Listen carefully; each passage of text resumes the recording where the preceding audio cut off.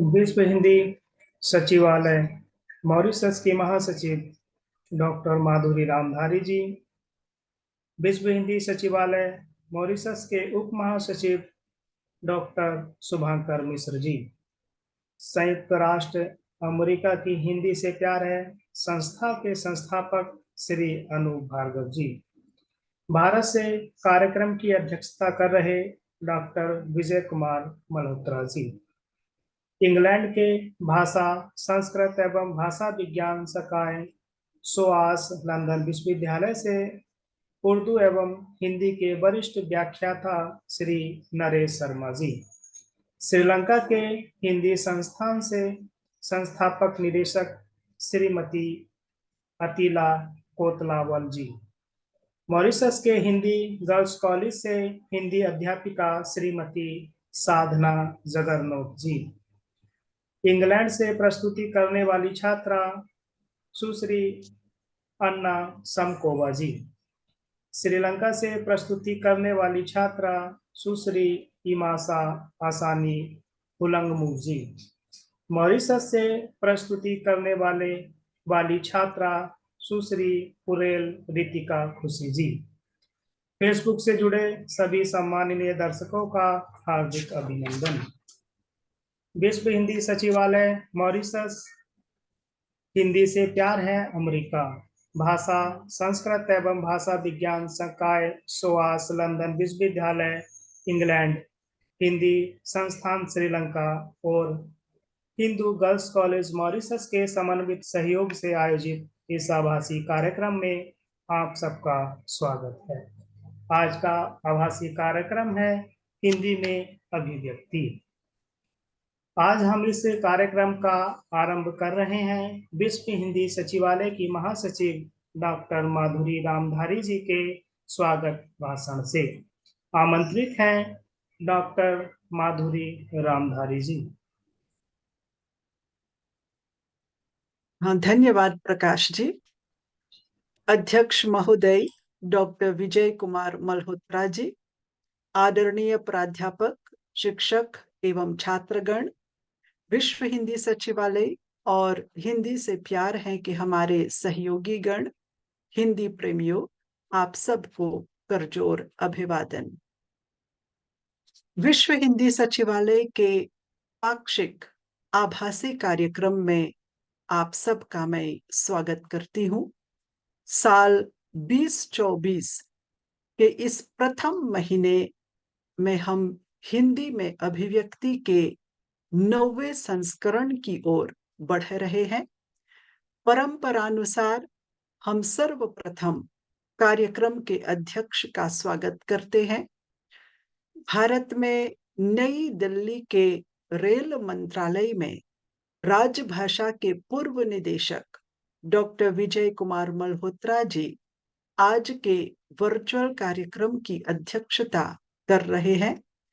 हिंदी शिक्षण की वर्तमान समस्याओं को सुलझाने हेतु वे गंभीरता पूर्वक चिंतन कर रहे हैं और सेवानिवृत्ति के उपरांत भी कई महत्वपूर्ण योजनाओं पर कार्य कर रहे हैं, जिससे कि हिंदी के उज्जवल भविष्य को सुनिश्चित किया जा सके। डॉक्टर विजय कुमार मल्होत्रा जी की सक्रियता मेरे लिए और हिंदी के सभी कार्यकर्ताओं के लिए अनुकरणीय है। आज मैं गौरवान्वित महसूस कर रही हूँ कि डॉक्टर विजय कुमार मल्होत्रा जी विश्व हिंदी सचिवालय के इस आभासी कार्यक्रम की अध्यक्षता कर रहे हैं। मुझे पूरा विश्वास है कि उनके अध्यक्षीय वक्तव्य के माध्यम से हमें मौखिक अभिव्यक्ति के विषय में नई जानकारियां प्राप्त होंगी। इंग्लैंड एक अनोखा देश है जहां के नामी विश्वविद्यालयों में कई दशकों से विदेशी भाषा के रूप में हिंदी का अध्ययन एवं अध्यापन होता रहा है। लंदन के सोआस विश्वविद्यालय में कार्यरत हिंदी प्राध्यापक श्री नरेश मेहता जी ने हमारा निमंत्रण सहर्ष स्वीकार किया और आज वक्ता के रूप में आपने हिंदी शिक्षण के अपने अनुभव को हमारे साथ साझा करने की स्वीकृति प्रदान की। श्री नरेश मेहता जी और साथ में कला, भाषा और संस्कृति के इतिहास में बीए फाइनल में अध्ययन कर रही छात्रा कुमारी अन्ना शमकोवा जी का मैं तहे दिल से स्वागत करती हूँ। श्रीलंका में हिंदी संस्थान की संस्थापक और निदेशक एवं स्वामी विवेकानंद सांस्कृतिक केंद्र की हिंदी शिक्षिका श्रीमती अतिला कुतलावल जी को इस कार्यक्रम में सम्मिलित करने की हमारी उत्कट अभिलाषा आज पूर्ण हो रही है। इस समय परीक्षाओं के आयोजन में अत्यधिक व्यस्त होने के बावजूद भी वे समय निकालकर इस कार्यक्रम में सहभागिता कर रही हैं। साथ ही उन्होंने अपनी विद्यार्थिनी कुमारी इमाशा आशानी हुलगमूव को भी लघु वक्तव्य प्रस्तुत करने के लिए तैयार किया है। श्रीमती अतिला कोतलावल जी के प्रति हम आभारी हैं और कार्यक्रम में उनका एवं उनकी छात्रा का हृदय से स्वागत करते हैं। मॉरिशस में केंद्रीय प्रांत में स्थित प्रसिद्ध माध्यमिक पाठशाला हिंदू गर्ल्स कॉलेज लगभग एक शताब्दी से 7वीं से लेकर 13वीं कक्षा की छात्राओं के लिए हिंदी भाषा और हिंदी साहित्य के पठन पाठन की सुव्यवस्था करता रहा है। इस कॉलेज की छात्राएं हर वर्ष कैम्ब्रिज के स्कूल सर्टिफिकेट और हायर स्कूल सर्टिफिकेट की अंतर्राष्ट्रीय परीक्षाओं में अव्वल आती हैं। हिंदी भाषण प्रतियोगिता और हिंदी नाटकों में भी इस कॉलेज की छात्राओं की प्रतिभा उभर कर सबको अचंभित करती रही है। आज इसी कॉलेज की एक समर्पित हिंदी अध्यापिका श्रीमती साधना जगरनोथ जी और उनकी छात्रा कुमारी पुरेल जी रितिका खुशी जी को इस मंच पर देखकर मुझे बहुत खुशी हो रही है। श्रीमती साधना जी और श्रीमती फुरेल जी का मैं हृदय से स्वागत करती हूँ। विश्व हिंदी सचिवालय के उप महासचिव डॉक्टर शुभंकर मिश्र जी, हिंदी से प्यार है के संस्थापक श्री अनूप भार्गव जी और सचिवालय के सभी कार्यकर्ताओं का स्वागत है। हमारे साथ ऑनलाइन जुड़े सभी सहयोगियों और मित्रों का मैं स्वागत करती हूँ। सबको नमन है। आपके ध्यान के लिए बहुत धन्यवाद। विश्व हिंदी सचिवालय की महासचिव डॉक्टर माधुरी रामधारी जी को उनके इस प्रेरणादायक संदेश के लिए हार्दिक धन्यवाद। आज के कार्यक्रम की पहली छात्रा प्रस्तुतिकर्ता को सुनते हैं। पहली छात्रा प्रस्तुतिकर्ता हैं इंग्लैंड से सुश्री अन्ना समकोवा जी। आप भाषा, संस्कृति एवं भाषा विज्ञान संकाय स्वास लंदन विश्वविद्यालय इंग्लैंड में बीए के अंतिम वर्ष की छात्रा हैं। आप हिंदी में अभिव्यक्ति पर अपने विचार प्रकट करेंगी। आपका स्वागत है सुश्री अन्ना समकोवा जी। धन्यवाद प्रकाश जी। तो मेरा नाम अनन्ना है और मैं 24 साल की हूँ और मेरा हिंदी अनुभव शुरू किया जब मैं 16 साल की थी और मैं स्लोवाकिया से हूँ और यहाँ पर मैं पहली बार हिंदी सीखना चाहती थी, लेकिन स्लोवाकिया में कोई हिंदी नहीं जानता है, तो इसलिए बहुत डिफिकल्ट था। तो मैं एक स्कूल में एक अध्यापक मिला जो हिंदुस्तान से है और उसका नाम रवि भूतानी था। तो वो मेरा पहला अध्यापक था और मैं उसके साथ 2 साल की हिंदी सीख रही थी और उसके बाद मैं ज़्यादा जानना चाहती थी तो मैं सोअस यूनिवर्सिटी इंग्लैंड में अम, अ,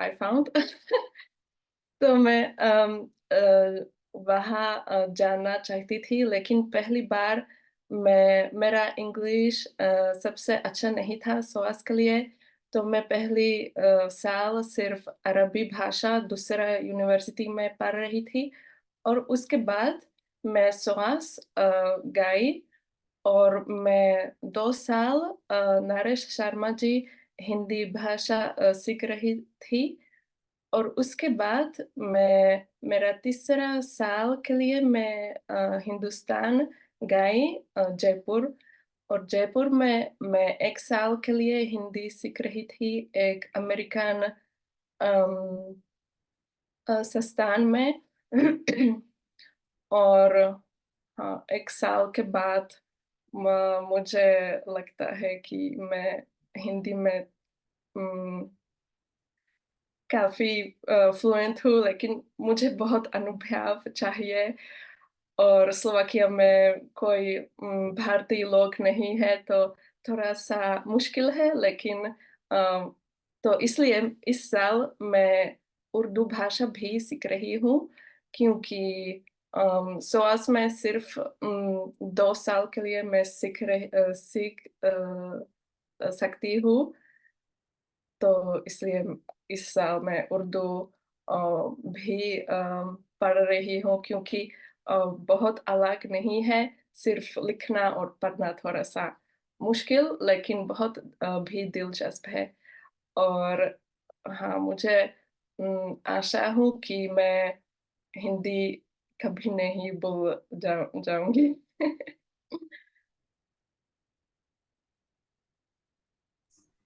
जी।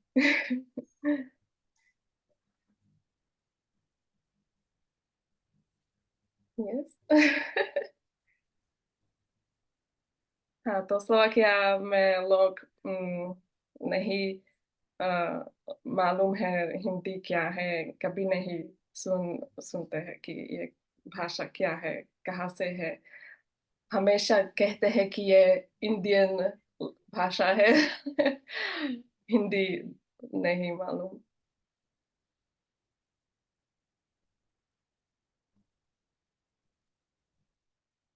बहुत सुंदर, बहुत सुंदर अन्ना जी।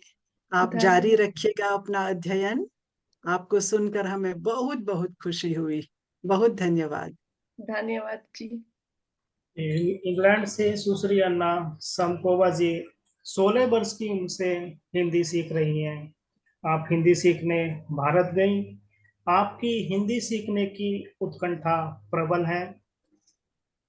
आपको इस कार्यक्रम में भाग लेने के लिए हार्दिक धन्यवाद। अगली धन्य छात्रा श्रीलंका से प्रस्तुति देंगी सुश्री इमासा आसानी उलंगमुगजी। आप श्रीलंका के हिंदी संस्थान में हिंदी की छात्रा हैं। आप हिंदी में अभिव्यक्ति पर हम सभी से अपने विचार साझा करेंगी। आपका स्वागत है सुश्री इमासा आसानी उलंगमुगजी। धन्यवाद जी। यहाँ उपस्थित सभी को नमस्ते। मैं इमाशा अशानी हूँ और मैं श्रीलंका से हिंदी हिंदी की छात्रा हूँ। हिंदी भाषा दुनिया की सबसे सुंदर भाषा है और हिंदी मुझे बचपन से बहुत पसंद है। अ, मैंने हिंदी सीखना आज से 4 सालों से पहले शुरू किया। खत्म करने के बाद मैंने हिंदी सीखने के लिए सोचा। फिर मैंने पहले पहले मुझे कोई टीचर को ढूंढने पड़ा। ढूंढते ढूंढते मेरी गुरुजी अतिला कोतलावल जी मुझे मिला। अ, वो है मेरी गुरुजी। पहले दिन क्लास में जाने के बाद पहले दिन मैं बहुत डर गई थी, और लेकिन गुरुजी से बात करने के बाद मेरा डर दूर हो गया। अ, उन्होंने मुझे अच्छे से हिंदी लिखना बोलना सिखाया। पहले अक्षर, व्याकरण आदि पढ़ाया। फिर हिंदी गाने सुनते हुए, अ, हिंदी फिल्में देखते हुए हम हिंदी सीखने लगे। अ, इनमें से हमने बहुत नए नए वर्ड्स सीखे। अ, उसके बाद हमने धीरे धीरे हिंदी हिंदी से बात करना शुरू किया। पहले हमारी कक्षा में मेरी सहेलियों के साथ बात करने लगे। फिर हम एक दूसरों के सामने जाकर बात करना शुरू किया। अ, फिर हम कुछ प्रोग्राम्स प्रोग्राम में हिंदी बात करने लगे, जैसे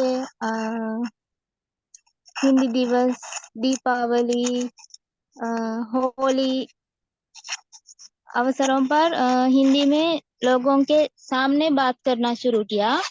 पहले पहले हिंदी से बात करने से डर थी, लेकिन धीरे धीरे यह डर दूर हो गया।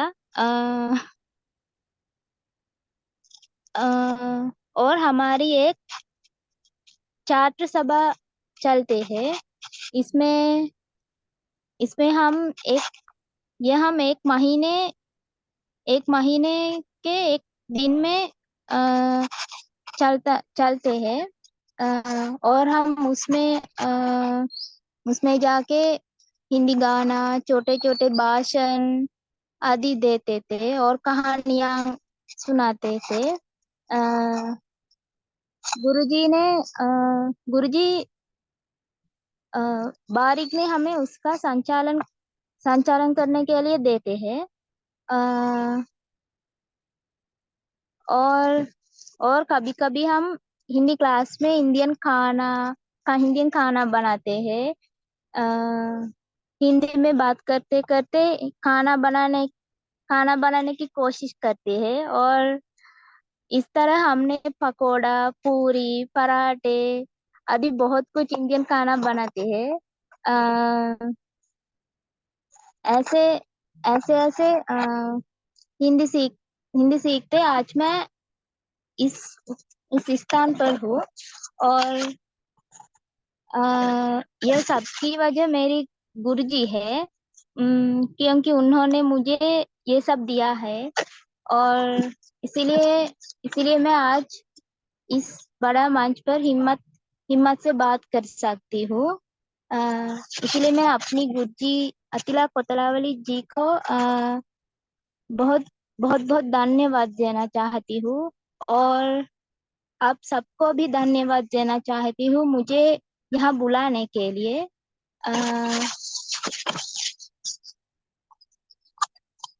अंत में मैं एक छोटी कविता की 2 पद्य सुनाना चाहती हूँ।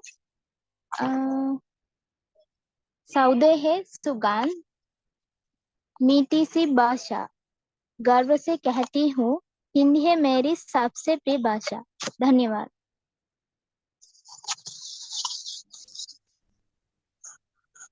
सुश्री मासा आसानी जी, आप पिछले 4 वर्षों से हिंदी सीख रही हैं। आपने हिंदी गाने, हिंदी फिल्में देखकर हिंदी सीखी। आपने हिंदी सीखने के मौखिक अभिव्यक्ति तथा कार्यक्रमों में हिंदी को अपना माध्यम बनाया। श्रीलंका से हिमासा हसानी जी को हिंदी में अभिव्यक्ति के माध्यम से अपने विचार हम सभी से साझा करने के लिए धन्यवाद। अगली प्रस्तुति के लिए आ रही हैं मॉरिशस से सुश्री फुरेल रितिका खुशी जी। आप हिंदू गर्ल्स कॉलेज मॉरिशस में ग्रेड 13 की छात्रा हैं। आपका स्वागत है सुश्री फुरेल रितिका खुशी जी। सारे जग को छोड़ पीछे आई कहाँ से जननी मेरी बालिका हिंद महासागर के बीच नील गगन के नीचे पहने सारी ईख की पहने पर्वत की माला। सभी को मेरा सादर प्रणाम। मॉरिशस के माननीय साहित्यकार श्री सोमदत्त बखोरी जी के इस भावपूर्ण पद्यांश के साथ मैं हिंदू गर्ल्स कॉलेज ग्रेड 13 से फुरेल रितिका आप सभी महानुभावों के समक्ष मॉरिशस की स्वतंत्रता नामक विषय पर मैं अपना विचार प्रस्तुत कर रही हूँ। मेरे लिए मॉरिशस की स्वतंत्रता एक ऐसी भावना है जो हमारे हृदय में प्रेम की लौ को जलाए रखती है। हम सबको एक प्रेम बंधन में पिरोए राष्ट्र के प्रति सेवा तथा प्रेम भाव की अग्नि को प्रज्वलित करती है। 1968 से लेकर आज तक मॉरिशस की स्वतंत्रता के 55 साल बीत चुके हैं, अर्थात 55 साल संघर्ष के, 55 साल विकास के और इस आधुनिक देश के रसास्वादन का आनंद सहर्ष हम सब उठा रहे हैं। स्वतंत्रता मेरे लिए एक प्रेरणा है। मॉरिशस के आंचल में पनपता हुआ उच्च स्तर की धार्मिक सहिष्णुता के प्रति मैं नतमस्तक हूँ। फ्रेंच तथा अंग्रेजी शासनकाल में शोषण सहकर गुलामों तथा कुलियों ने अपनी धर्म, परंपरा तथा सांस्कृतिक को जीवित रखा और 55 साल बाद उनकी बहुसंस्कृतिकता मेरे देश के अस्तित्व का आधार बनी हुई है। मेरे देश का संविधान आज भी धार्मिक स्वतंत्रता का आश्वासन देता है। इस बहुल समाज में अनेकता में एकता की यह भावना मेरे लिए सकारात्मक भविष्य का आह्वान है। संवैधानिक और लोकतांत्रिक मूल्यों के रक्षक हैं, जिसकी वाहिनी मैं हूँ। मेरे देश के वासी हैं, हम सब हैं और जिसमें मेरा उज्जवल भविष्य स्पष्ट दिख रहा है। मॉरिशस की स्वतंत्रता मेरे लिए एक महाशक्ति का प्रतीक भी है।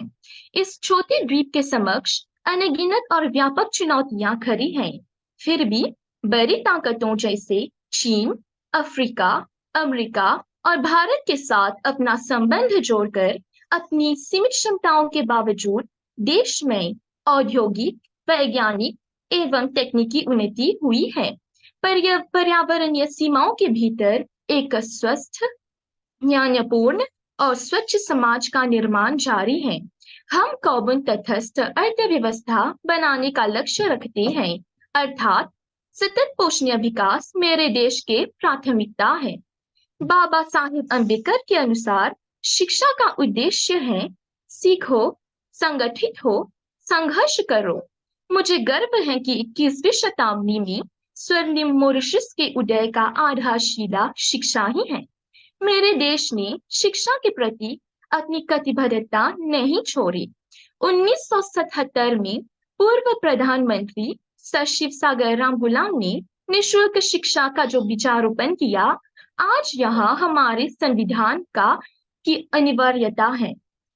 अंततः मैं कहना चाहूंगी कि स्वतंत्रता हमारा जन्मसिद्ध अधिकार है।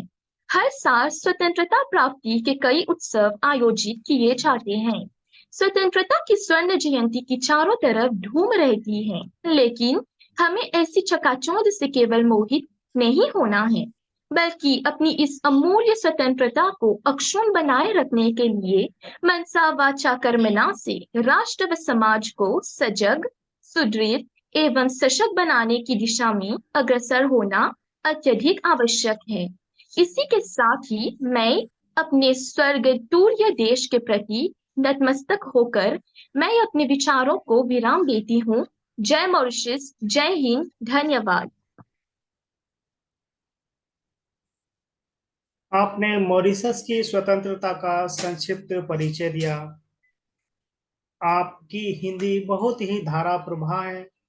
मॉरिशस से सुश्री फुरेल रितिका खुशी जी को हम सभी से हिंदी में अभिव्यक्ति के माध्यम से अपने विचार साझा करने के लिए बहुत बहुत धन्यवाद। धन्यवाद। कार्यक्रम को आगे बढ़ाते हुए वक्तव्य भाषण के लिए हम श्री नरेश शर्मा जी को आमंत्रित करते हैं, जो इंग्लैंड से हमारे साथ जुड़े हैं। आप भाषा संस्कृत एवं भाषा विज्ञान शाखाएं सोआस लंदन विश्वविद्यालय इंग्लैंड में उर्दू एवं हिंदी के वरिष्ठ व्याख्याता के पद पर कार्यरत हैं। वक्तव्य भाषण के लिए आपका स्वागत है श्री नरेश शर्मा जी। धन्यवाद प्रकाश जी। सबसे पहले नमस्कार और सभी प्रतिभागियों और आयोजकों को मेरा सादर प्रणाम। मैं ये भी कहना चाहूँगा कि मैं डॉक्टर माधुरी जी का आभारी हूँ और उनको धन्यवाद देना चाहता हूँ मुझे यहाँ आने का आमंत्रण देने के लिए। मुझे बड़ी खुशी हुई कि आपने मुझे इस मंच पर अपने अनुभव और विचारों के बारे में बात करने का अवसर दिया है। आज के कार्यक्रम के आरंभ में आप सबने मेरी विद्यार्थी आना से उनके खुद के अनुभव और हिंदी सीखने की यात्रा के बारे में सुना है, और आपने ये भी सुना है कि आपने उनसे ये भी सुना है कि SOAS में उनका अनुभव कैसा रहा है। मैं इसी विषय को एक हद तक दोहराना चाहता हूँ, यानी मैं अब मेरी अपनी हिंदी सीखने और सिखाने के अनुभव के बारे में कुछ बताना चाहूँगा। तो मेरा जन्म युगांडा में हुआ था, लेकिन बचपन से मैं लंदन में रहता हूँ और आज मैं SOAS यूनिवर्सिटी ऑफ लंदन में शिक्षक हूँ, जहाँ मैं 15 साल से अधिक हिंदी और उर्दू भाषाएं पढ़ा रहा हूँ। लेकिन SOAS में पढ़ाने से पहले मैं खुद SOAS में विद्यार्थी था और मैंने अपने BA और MA वही किए थे। मैंने SOAS में इसलिए एडमिशन लिया था क्योंकि मैं हिंदी पढ़ना चाहता था और विशेषकर अवधी भाषा सीखना चाहता था, ताकि मैं रामचरितमानस को अवधी में ही पढ़ सकूं। वास्तव में उस समय के दौरान, यानी यूनिवर्सिटी शुरू करने से पहले, मैं मॉरिशस की एक यात्रा पर था, एक छोटी सी कथा मंडली के साथ, और हम 5 हफ्ते तक मॉरिशस में रहे। कथावाचक जो थे, उन्होंने 3 या 4 राम कथा के कार्यक्रम प्रस्तुत किए थे और मैं उनके भजन मंडली में शामिल था। और उसी समय की बात है जब मैं मॉरिशस में था, उसी यात्रा पर, कि मैंने निर्णय लिया था कि मैं यूनिवर्सिटी में हिंदी ही पढ़ना चाहता हूँ। और उस यात्रा के बाद लंदन लौटते ही मैंने तुरंत SOAS में एडमिशन लिया। इसलिए हालांकि मुझे मॉरिशस लौटने का अवसर अब तक नहीं मिला, मुझे आशा है कि एक दिन भविष्य में मैं वहाँ वापस जा सकूंगा, उसी देश में जहाँ मैं था जब मैंने अपने जीवन का इतना महत्वपूर्ण निर्णय लिया था। तो अगर हम 30 साल फास्ट फॉरवर्ड करें, तो आज मैं ग्रेजुएट और पोस्ट ग्रेजुएट विद्यार्थियों को हिंदी और उर्दू पढ़ाता हूँ। हमारे यूनिवर्सिटी में दुनिया भर से मेरे ख्याल से किसी का माइक ऑन है, आप उसे म्यूट कर लीजिए। थैंक यू, धन्यवाद। हमारे यूनिवर्सिटी में दुनिया भर से विद्यार्थी आते हैं अन्य विषय और भाषाएं सीखने के लिए। मेरे खुद स्टूडेंट होने के समय में काफ़ी ज़्यादा विद्यार्थी हिंदी पढ़ते थे, लेकिन आजकल यहाँ BA या MA हिंदी करने की सुविधा नहीं होती, क्योंकि स्नातक स्तर पर हिंदी पढ़ने के विद्यार्थियों की संख्या काफ़ी कम हो गई है। इसलिए आजकल हम आमतौर से स्टूडेंट्स ज़्यादातर हिंदी को एक मॉड्यूल या सेकेंडरी सब्जेक्ट के तौर पर लेते हैं। लेकिन कुछ विद्यार्थी होते हैं, जैसे अन्ना, जो भाषा को अपनी डिग्री का अधिक बड़ा हिस्सा बनाना चाहते हैं और अपनी भाषा को भी उच्च स्तर तक ले जाना चाहते हैं, और फिर वे 4 साल की डिग्री लेते हैं, जिसमें तीसरा साल वो भारत में हिंदी सीखते हुए गुजारते हैं। जैसे अन्ना ने आपको बताया था, वो जयपुर गई थी। तो जब विद्यार्थी पहले आते हैं जिनको हिंदी बिल्कुल नहीं आती या जो केवल थोड़ी सी हिंदी बोलते हैं, वे प्रारंभिक स्तर की कक्षा में हिंदी पढ़ना शुरू करते हैं। हफ्ते में हम 2 बार मिलते हैं 2-2 घंटों के लिए। हम रूपर्ट स्नेल की पुस्तक गेट स्टार्टेड इन हिंदी का प्रयोग करते हैं और हिंदी लिपि के लिए हम मेरी अपनी जूडिथ मेयर के साथ लिखी गई लिपि सीखने की पुस्तक हिंदी स्क्रिप्ट हैकिंग का भी इस्तेमाल करते हैं। इसके साथ मैं क्लासरूम में अन्य प्रकार की गतिविधियां करता हूं ताकि विद्यार्थियों को जितना ज़्यादा हो सके हिंदी में बात करने का अवसर मिले। इसके अतिरिक्त हम कुछ खेल खेलते हैं, गाने सुनते हैं, गाते भी हैं आदि। वही गतिविधियां जो हर भाषा के शिक्षक विद्यार्थियों के साथ करते हैं। तो जो विद्यार्थी दूसरे साल में जाते हैं, हम मेरी इंटरमीडिएट स्तर की हिंदी ट्यूटर पुस्तक का प्रयोग करते हैं और हम उसी हिसाब पे चलते हैं जैसे हम पहले ही साल में करते थे, यानी अन्य गतिविधियां आदि।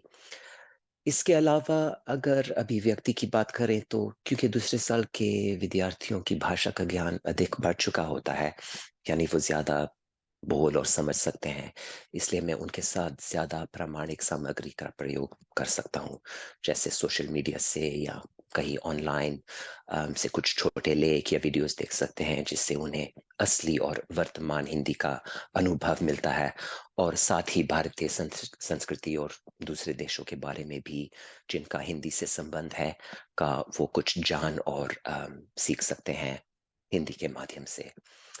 उदाहरण के लिए हाल ही में मैं ट्रिनिडाड गया था, जहाँ मेरी एक बहुत अच्छी मुलाकात वहाँ के कुछ हिंदी प्रेमियों और हिंदी सीखने वालों के साथ हुई थी और उसी यात्रा के दौरान मैंने पहली बार चटनी सोका संगीत सुना। अगर आप नहीं जानते, आप कह सकते हैं कि चटनी सोका एक हिंदी, भारतीय संगीत और कैरिबियन संगीत का मिश्रण है, जो एक तो सुनने में बहुत अच्छा और दिलचस्प लगता है और अद्भुत भी है, क्योंकि एक प्रकार से ये हिंदी भाषा का विश्वव्यापी प्रसार और प्रभाव को भी दर्शाता है। फिलहाल तो मैंने ये कक्षा पढ़ाई नहीं जिसमें मैं चटनी सोका का कोई गाना प्रस्तुत करूंगा, क्योंकि मुझे ट्रिनिडाड से लौटे हुए 2 हफ्ते भी नहीं हुए, लेकिन अब मुझे कुछ तैयारी करनी होगी।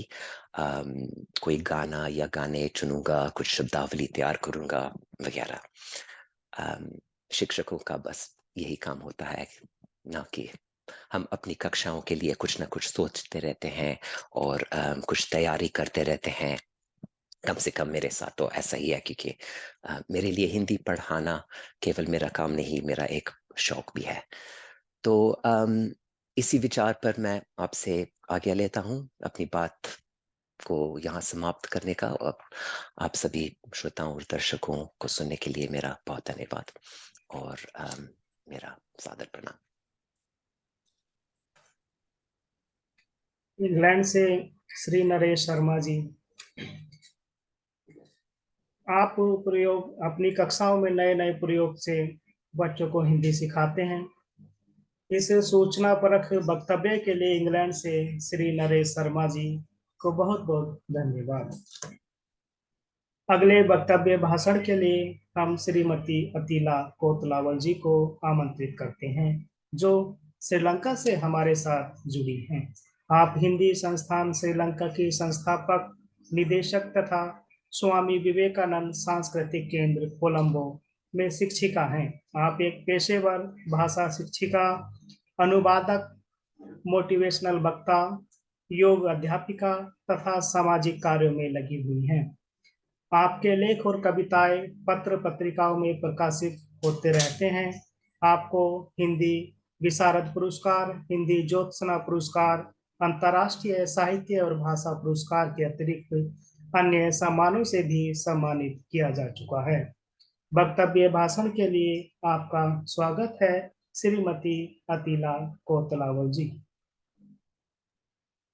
बहुत बहुत धन्यवाद प्रकाश जी। सबसे पहले मैं विश्व हिंदी सचिवालय की महासचिव मेरी प्रिय माधुरी जी का धन्यवाद देना चाहती हूँ। आपने मुझे इस मंच पर बुलाया और साथ में जो भी हिंदी सचिवालय के और हिंदी से प्यार है समूह के जितने विद्वान यहाँ पे जुड़े हुए हैं, सबका धन्यवाद। और साथ में जितने विद्वान देश विदेश से यहाँ पधारे हुए हैं, सबसे अनुमति चाहती हूँ। और मैं आज अपने अनुभव आपके साथ साझा करना चाहती हूँ। हिंदी पढ़ाने का, श्रीलंका में हिंदी पढ़ाने के साथ साथ कि किन किन विधियों का हम अपनाते हैं, क्या है, इसके बारे में थोड़ा बताना चाहती हूँ। वैसे श्रीलंका में 80 से ज्यादा स्कूलों में और 7 विश्वविद्यालयों में हिंदी पढ़ाई जाती है। लेकिन अक्सर ये देखा जाता है सब में बहुत भारी भारी से पाठ्यक्रम होते हैं। हिंदी साहित्य, भाषा साहित्य, व्याकरण, जहाँ तक जन साहित्य, भाषा विज्ञान, ये सब पढ़ाए पढ़ाए जाते हैं। लेकिन कहीं ना कहीं भारी मोटी मोटी पुस्तकें सब पढ़ाते हैं, लोग भी रट रट के परीक्षाएं पास कर लेते हैं। लेकिन 2-3 साल पढ़ने के बाद भी ये देख सकते हैं, हाँ जितने भी आप कोई भी विषय दे दे, ये लोग लिखेंगे बहुत अच्छे से, सुंदर अक्षर होंगे, अच्छे से पढ़ सकते हैं कोई भी किताब। लेकिन जब बोलने की बात आती है, बोलचाल की हिंदी, किसी के साथ संवाद करना होता है, ये लोग अक्सर पीछे हट जाते हैं, क्योंकि उसके लिए कहीं पे कोई विधि नहीं है। तो कहीं पे कोई अभ्यास नहीं होता, बहुत कम। अभी केंद्रीय हिंदी संस्थान की परीक्षाएं आ गई, उसके साथ साथ थोड़ी सी मौखिक परीक्षाओं की वजह से विद्यार्थी बोलने लग गए। इसलिए क्योंकि मेरे अभी 23 साल से अधिक वो पढ़ाने के अनुभव में वो कुछ सालों से पहले ये अनुभव हुआ, कितनों को भी पढ़ाए, लेकिन जब इनको किसी भारतीय के साथ बात करने के लिए आगे बढ़ाएंगे तो ये लोग डर के मारे पीछे हट जाते हैं। तो मुझे याद है 2012 में विजय कुमार मल्होत्रा जी श्रीलंका में आए थे। तो उन्होंने कई कक्षाएं हमारे विद्यार्थियों के साथ लिया। वहां पे एड्यूटेनमेंट करके हमने एक कार्यक्रम चलाया, उन्होंने पूरा मार्गदर्शन किया। 2 बार इसी तरह से हुआ। तो इसके साथ साथ हिंदी फिल्मों से, गानों से, संवादों से विद्यार्थियों को सिखाने की विधि को हमने अपनाया। अभी मेरे तो जितना भी अभी कोई भी हो, बीए पाठ्यक्रम हो, एमए पाठ्यक्रम हो, केंद्रीय हिंदी संस्थान की पाठ्यक्रम हो, कुछ भी हो, लेकिन मेरा तो प्रिय विषय अभी बोलचाल की हिंदी सिखाना है। क्योंकि अक्सर कक्षाओं में ये प्रयत्न किया जाता है कि हिंदी गानों को ले लेते हैं, संवादों को दिखाते हैं, उसके साथ साथ इंफ्रास्ट्रक्चर वो सिखाते हैं। क्योंकि संवाद में मतलब संवाद शैली, बोलचाल की हिंदी में संवाद का ही चलना है। क्योंकि कोई प्रश्न करता है तो उसको वापस जवाब देना बहुत जरूरी है। तो अगर जवाब नहीं दे पाते वो बहुत मुश्किल है। इसलिए अक्सर कोई भी वाक्य ले लेते हैं, क्या, क्यों, कैसे, कहाँ, कितना, प्रश्न पूछते हैं, उसके लिए जवाब ले लेते हैं। किसी भी तरह से हम संवाद बनाए रखते हैं और मल्टीमीडिया का पूरा प्रयोग करते हैं। जैसे कि वो इमाशा मेरी छात्रा ने कहा, अक्सर हम कोशिश करते हैं, क्लास में एक छात्र सभा होती है, उसमें महीने में एक दिन सभी छात्रों को एक साथ बैठाया जाता है और एक एक को आगे बुला लेते हैं। कविता पाठ, छोटी छोटी कहानियां, अपने अनुभव सुनाना, वो सब उनको सामने लाके कराते हैं। और एक एक को ये भी अवसर दिया जाता है कि मंच संचालन के लिए भी, अभी आगे ये आएंगी, ये प्रस्तुत करेंगी, पेश करेंगी जो भी। तो वो थोड़ा सा डर उसमें समाप्त हो जाता है। जैसे कि माशा ने कहा, कभी कभी वही सब लोग कोई ना कोई आटा, चावल, दाल सब लेके आते हैं, प्याज सब लेके आते हैं और काटते हैं। उसमें भी अभी बारीक काटो, ये फ्राई करो, पैन ऑन करो, मतलब इसी तरह से छोटे छोटे कमेंट्स देते हैं, ये लोग करते हैं हिंदी में ही। थोड़ा सा उसमें मस्ती के साथ विद्यार्थी बोलने के लिए आगे बढ़ते हैं। तो इसलिए मुझे लगा कि इस तरह से कार्यक्रमों की वजह से थोड़ा विद्यार्थी आगे बढ़ के बात कर पाते हैं। क्योंकि वो हमेशा प्रश्नोत्तरी शैली को मैं अपनाती हूँ जब हिंदी कक्षाएं चलाती हूँ। और साथ में क्योंकि भाषा केवल यह नहीं है ना, तो भाषा, हिंदी इतिहास, हिंदी साहित्य ही पढ़ाना नहीं है, बोलचाल की में भी अलग भाषा है, उसमें भी अलग पक्का पक्काओगे, वो सब बातें हैं जो बड़ी बड़ी पुस्तकों में कभी नहीं मिलती। तो वो सब इनके साथ विद्यार्थियों को एक साथ एक मंच पर लाके अक्सर बोलने का अभ्यास कराते हुए मैं अभी ये कोशिश करती हूँ कि ज्यादा से ज्यादा विद्यार्थी हिंदी में बोलें, उनका डर भागे और वे बिना डरे कॉन्फिडेंस के साथ आगे आके अपनी बात को कह सकें। तो बस इसके लिए मैं विजय कुमार मल्होत्रा जी को अपना आभार प्रकट करना चाहती हूँ। उन्होंने इस दिशा में हमें आगे बढ़ने के लिए प्रेरित किया है। तो इसके साथ साथ सभी मंच में पधारे सभी को धन्यवाद और बहुत बहुत आभार। आप कक्षा में संवाद एवं मौखिक अभिव्यक्ति को हिंदी भाषा सीखने का माध्यम बनाती हैं। इस ज्ञानवर्धक वक्तव्य के लिए श्रीलंका से श्रीमती अतीला कोतलावल जी को बहुत बहुत धन्यवाद। अगले वक्तव्य भाषण के लिए हम आमंत्रित करते हैं मॉरिशस से श्रीमती साधना जगरनोत जी को। आप हिंदी गर्ल्स कॉलेज मॉरिशस में हिंदी की अध्यापिका हैं। आप 10 वर्षों से भी अधिक समय से अध्यापन कार्य से जुड़ी हुई हैं। वक्तव्य भाषण के लिए आपका स्वागत है श्रीमती साधना जगरनोत जी।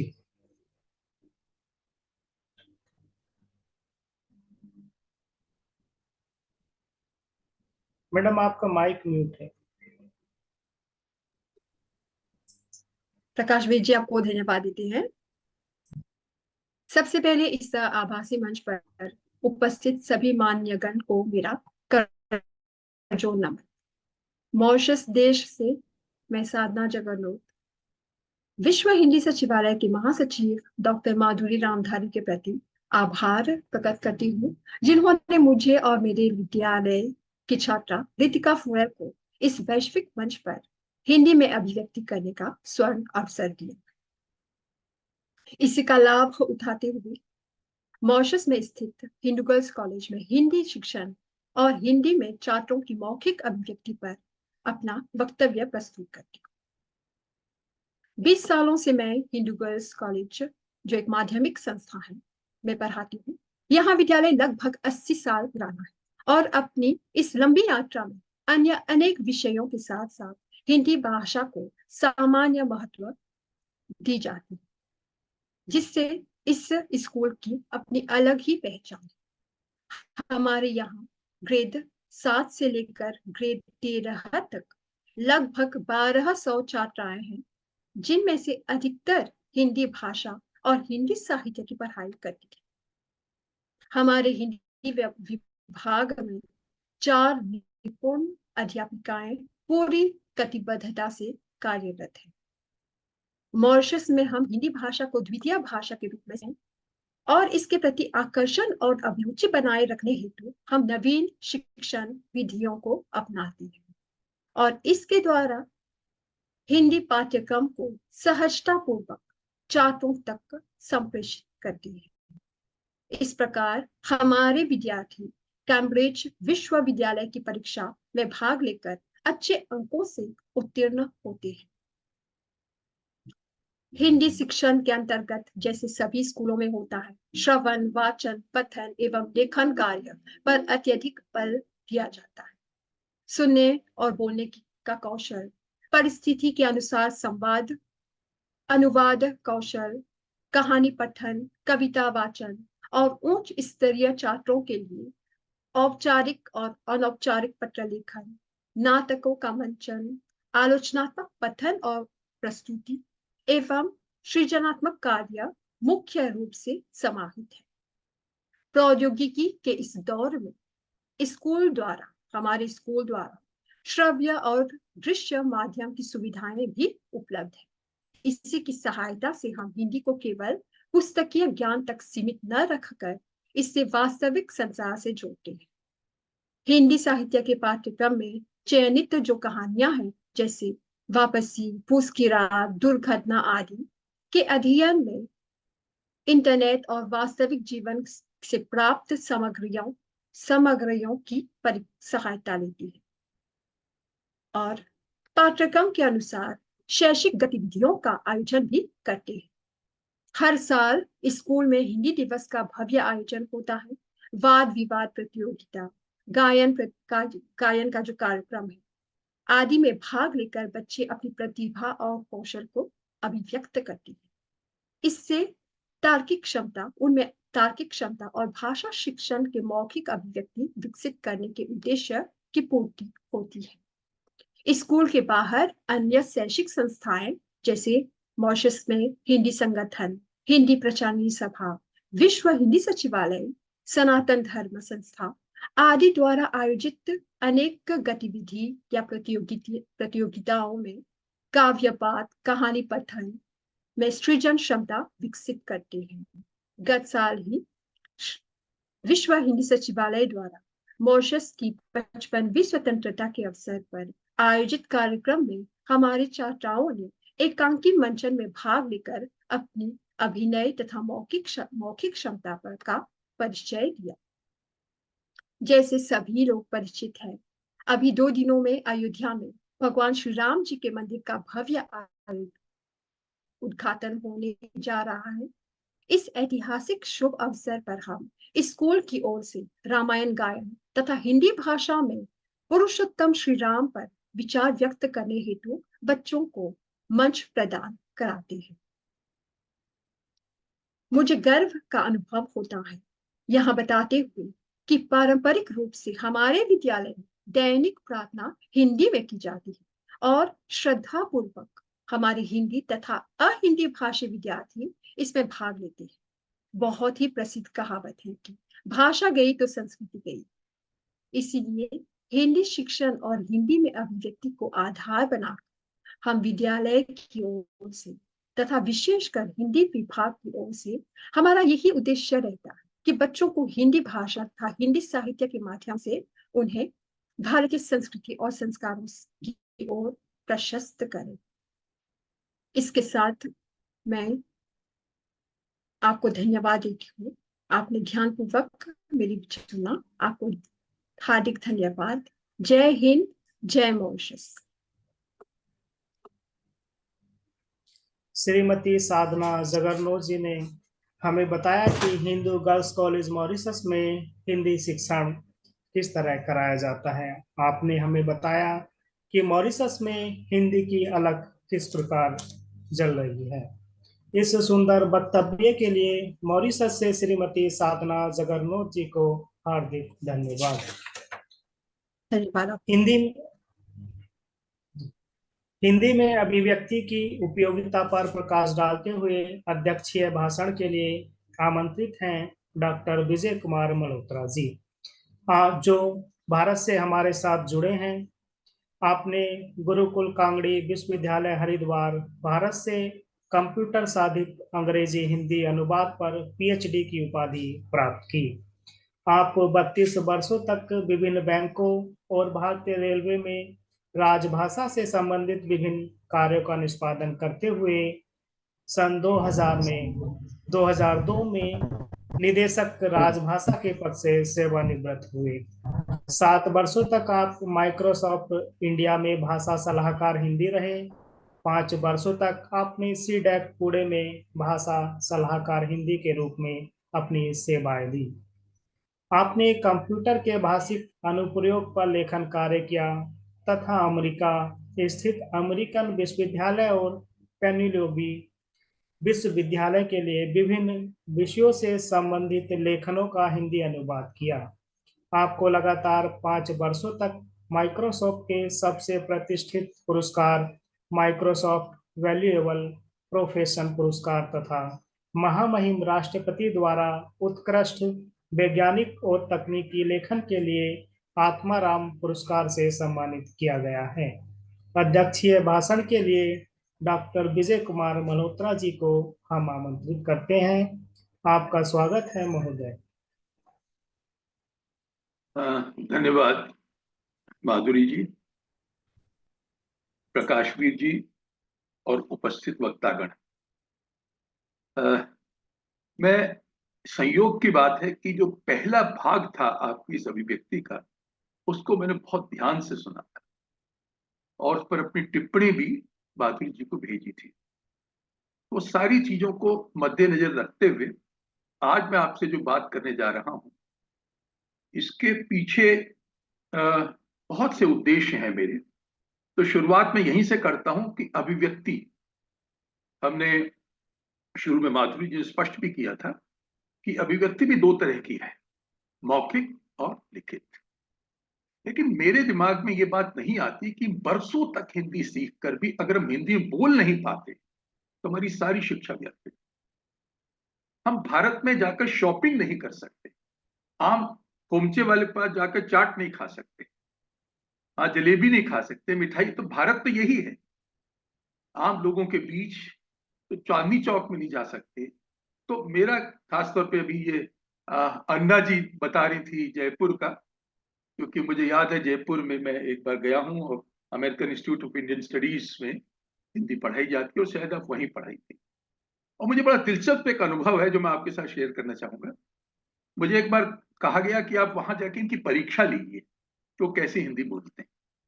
तो एक बड़ा दिलचस्प अनुभव क्या हुआ कि उनमें जो विद्यार्थी हैं वो स्वयं तय करते हैं कि उन्हें किस तरह की हिंदी सीखनी। उसमें एक विद्यार्थी ने कहा कि जो पनवाड़ी लोग बोलते हैं मुझे उनकी भाषा सीखनी।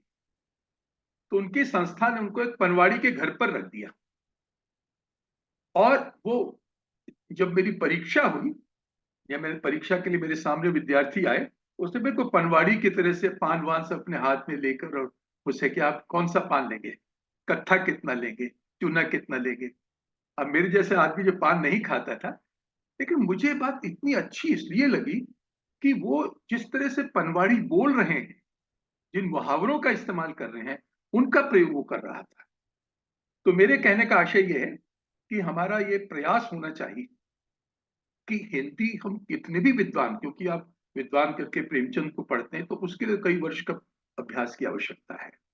लेकिन अगर आपको हिंदी बोलना, जैसे अभी अन्ना जी ने कहा कि इन्हें दिक्कत होती है, और सचमुच मैं इस बात को समझ सकता हूँ कि ब्रिटेन में जहाँ कोई हिंदी नहीं बोल रहा वहां अभ्यास करना कितना कठिन रहा होगा इनके लिए। लेकिन आप जयपुर गई, वहां आपने देखा चारों तरफ हिंदी का वातावरण। तो मुझे ये लगता है कि हमें, और ये बड़ा अच्छा प्रयास, मुझे अतिला का प्रयास बहुत अच्छा लगा, जहाँ, क्योंकि इनके यहाँ मुझे भी एक आध बार खाने पीने का अवसर मिला है इनकी क्लास में। वहां लोग कुछ ना कुछ जलेबी बना रहे हैं, कुछ खाने पीने की चीजें बना रहे हैं। और ये चीज मैंने स्वयं यॉर्क विश्वविद्यालय में इंग्लैंड में जब मैं पढ़ाता था, वहां हमने भी इसके प्रयोग किए और हमने देखा कि विद्यार्थी बड़े आनंद से थे, क्योंकि आप खाने का भारतीय भोजन से बड़ा आनंद किस बात का हो सकता है। और उसमें आप सीख रहे हैं किसी चीज को कि काटना क्या होता है, तलना क्या होता है, छौंकना क्या होता है, छीलना क्या होता है। ये शब्द आपको डिक्शनरी से नहीं सीख रहे हैं, व्यवहार में सीख।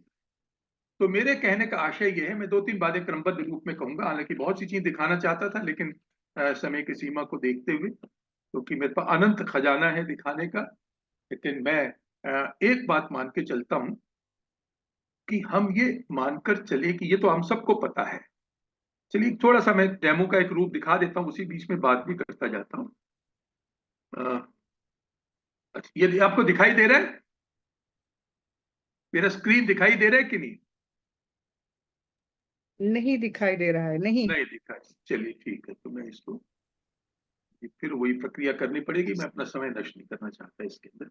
शुरू में मैंने, लेकिन हाँ देखिए, एक थोड़ा सा एक प्रयास कर ही लेते हैं, जैसे मुझे शुरू में सिखाया था माधुरी जी ने, मैं वही प्रयास कर लेता हूँ, तो उससे आपको बहुत अच्छा लगेगा ये।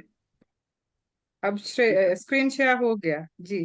हाँ नहीं, वही मैं अभी, अब वो स्क्रीन तो शेयर हो गया, लेकिन वो मैं लेके आ जाता हूँ, एक सेकेंड के लिए मुझे 1 मिनट दे दीजिए बस, मैं क्योंकि मैंने बंद कर दिया था संयोग से। उसके बाद बहुत तेजी से चलूंगा, आप चिंता मत कीजिए। हाँ,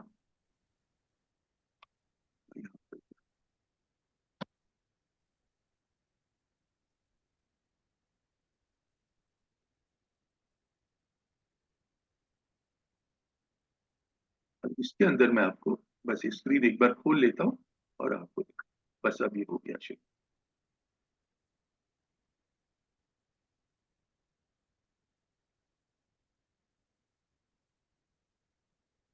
अच्छा, हम सब इस बात को जानते हैं कि दुनिया में अगर हिंदी के प्रचार में सबसे बड़ी, दिखाई दे रहा है ना, दिखाई दे रहा है कि जी हाँ, जी दिखाई हाँ, दे रहा है? दिखाई दे रहा है। कीजिए पहले, जी हाँ, तब मैं जी जी जी सर, हाँ, जी जी सर। तो मैंने क्या देखा कि हम सब सारे विश्व में हिंदी के गानों का प्रयोग मनोरंजन के लिए करते हैं, एजुकेशन के लिए करते हैं।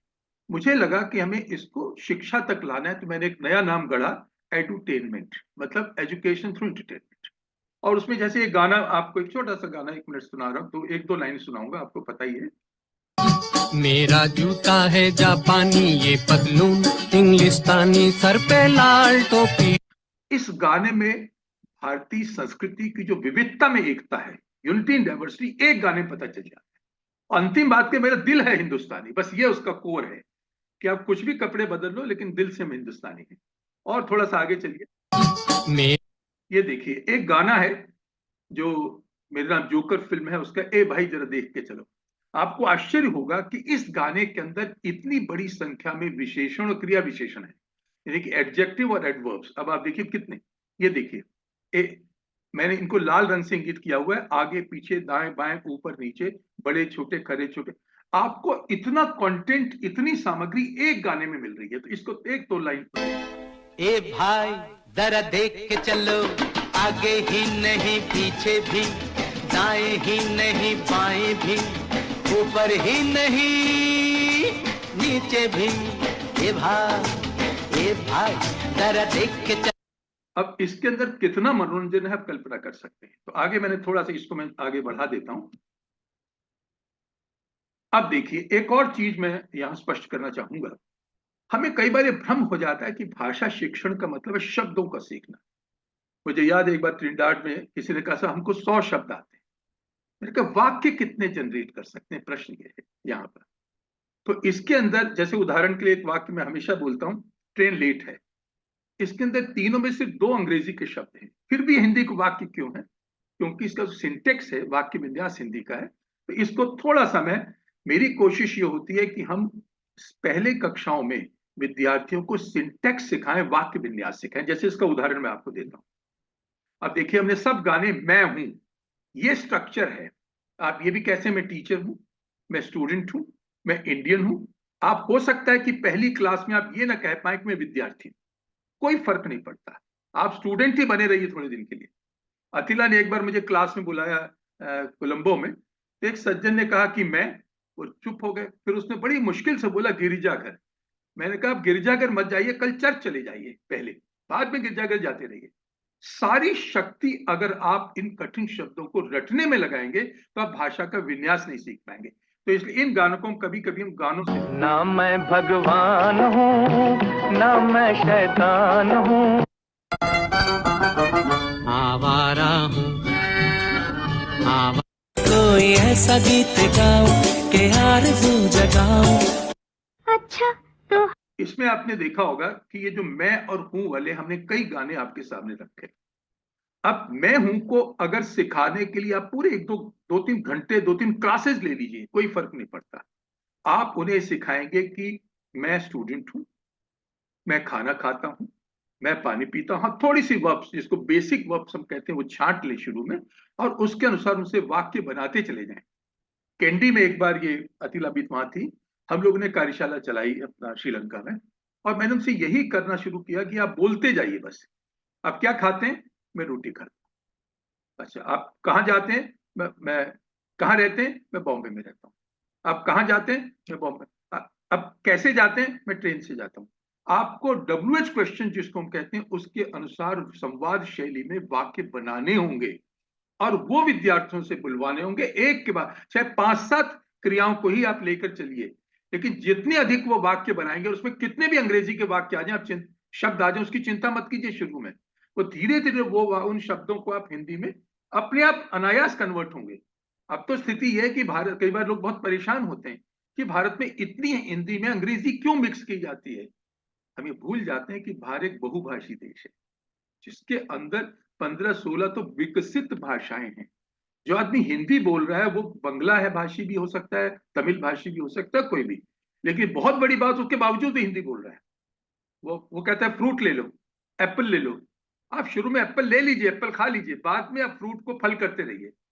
मेरा ख्याल है सब शुरू में आपको मैं हूं वाला प्रयोग है, उसके बाद आप देखिए यहाँ मैंने हम तक आप फर्स्ट, आप इसको सेकंड। अच्छा तो हम चलते हैं, फिर कब मिलोगे जब यहां मैं दूसरा आ रहा हूं, फर्स्ट पर्सन में क्रिया किया मैं और हूं, दूसरा सेकंड पर्सन में आपका है तुम और आप। इसमें आप तीनों का जो अंतर है उस पर मैं अभी समय नहीं जाऊंगा, वो सब उनको पता ही है, स्पष्ट है।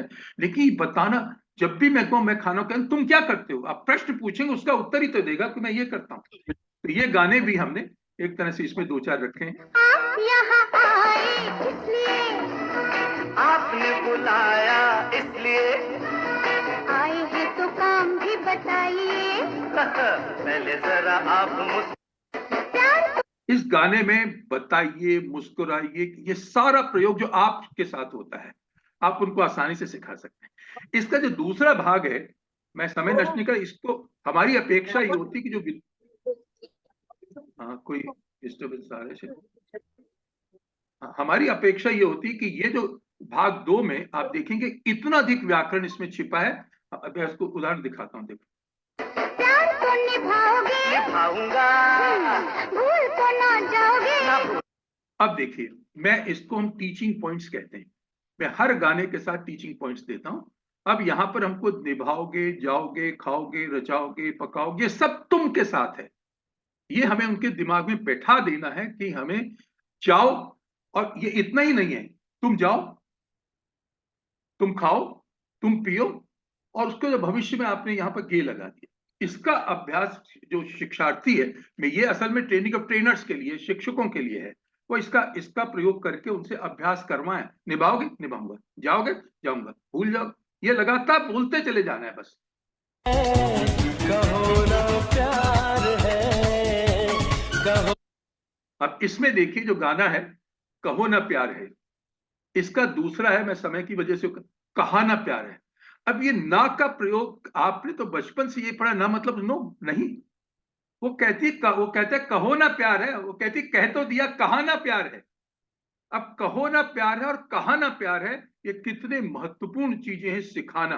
अब कहो को थोड़ा सा देख लीजिए। वो क्या है, एक मंदिर है, उस मंदिर में एक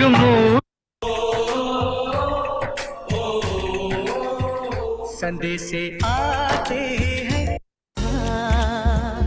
जी भर जियो। थोड़ा समय यहां मैं एक चीज आपसे,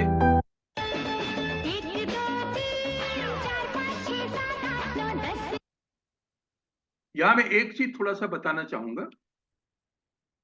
हम पहले जैसे फेज मैंने आपको बताया कि मैंने फर्स्ट पर्सन में मैं और हम के प्रयोग के जितने गाने हैं वो संकलित करके लोगों को बताए, और दिमाग में अनायास स्ट्रक्चर उनके दिमाग में बैठ रहा है। दूसरे फेज में हमने तू, तुम और आप की बातें की, और तीसरे फेज में थर्ड पर्सन में वो क्या है, फिर संदेश से आते हैं, ये सारे के सारे थर्ड पर्सन सिंगुलर और प्लूरल के हैं। ये अभ्यास लगाना है। और ये गाना तो हमने बहुत सब सिखाते होंगे, 1 2 3 4, तो ये मैं इसको छोड़ रहा हूँ। चंदू के चाचा ने चीज और मैं यहाँ बताना चांदी चाहूंगा, की चम्मच से चटनी चटाई। रायचन का सुना है? देखिए, खाक सुना होगा, पता। अब देखिए भाषा, खास तौर पे जो बोलचाल की हिंदी में कितनी चीजें आती हैं। मुझे याद है हम सब ने अपने बचपन में अंताक्षरी बहुत खेली है। हम अंताक्षरी का प्रयोग क्यों नहीं करते शिक्षण में? आज भी भारत में मनोरंजन, आप बसों में चले जाइए, सब शुरू, और कोई भी भाषा, बंगाली मतलब कोई हो, और इसको अन्नू कपूर ने 12 साल तक जी टीवी पर अंताक्षरी का प्रयोग किया था। इसमें मैंने बहुत सारे गाने दिए हैं, उसका भी है। उससे पहले एक बड़ी मजेदार चीज है जो मैं केवल आपसे जो बोलचाल की हिंदी की बातें कर रहा हूँ, इको वर्ड्स है। जैसे अब ये देखिए आपको यहाँ इको वर्ड्स मिल रहे हैं, ये क्या है इको वर्ड्स का मतलब? आज के अखबार में फोटो शोटो आई है उनकी। अब आप देखिए फोटो शोटो हिंदी में कितना प्रयोग में आता है। और एक और चीज ये देखिए, टंग ट्विस्टर, हिंदी में पहले इसका बहुत प्रयोग होता था। चंदू के चाचा ने चंदू की चाची को चांदनी चौक में चांदी की चम्मच से चटनी चटाई।